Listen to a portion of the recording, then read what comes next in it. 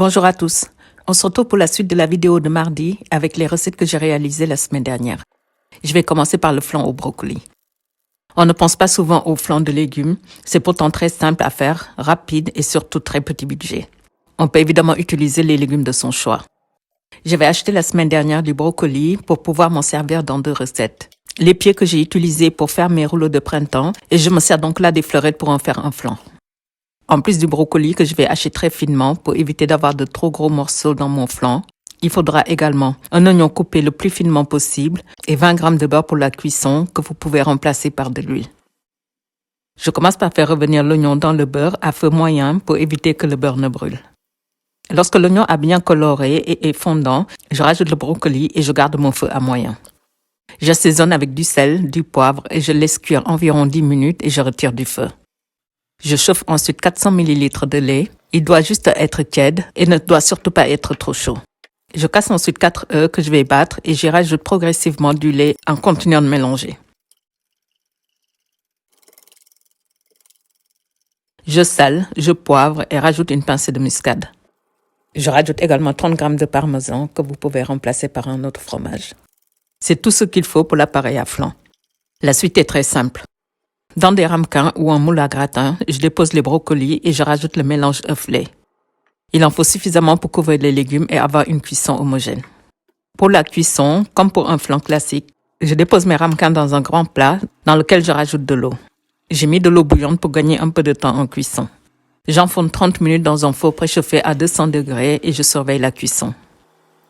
En accompagnement, pour rester dans le petit budget, j'ai décidé de faire des œufs brouillés dans lesquels j'ai rajouté du lait et que je vais déposer sur du pain de mie toasté.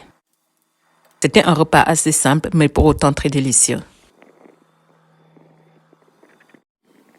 Les spaghettis bolognaises. Je n'ai pas grand-chose à vous apprendre avec cette recette. Un classique que tout le monde sait faire, mais de manière différente.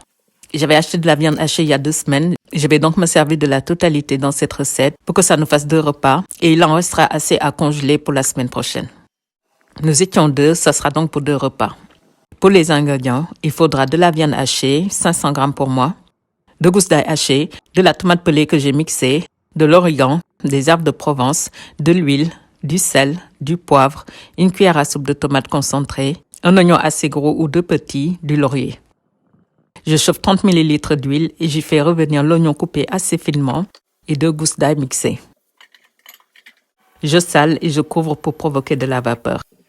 Ça permettra à l'oignon d'être fondant plus rapidement. Lorsqu'il est translucide, je sale, je poivre et je rajoute une cuillère à soupe d'origan et la même quantité d'herbes de Provence. Je mélange bien et rajoute la viande au bout de 2 à 3 minutes. Je mélange bien avec les oignons jusqu'à ce que la viande soit colorée. En plus de la purée de tomates, je rajoute une cuillère à soupe de concentré pour avoir une jolie coloration. Après avoir bien mélangé, je rajoute les feuilles de laurier et je couvre pour bien laisser cuire la tomate. Ça tuera ainsi l'acidité.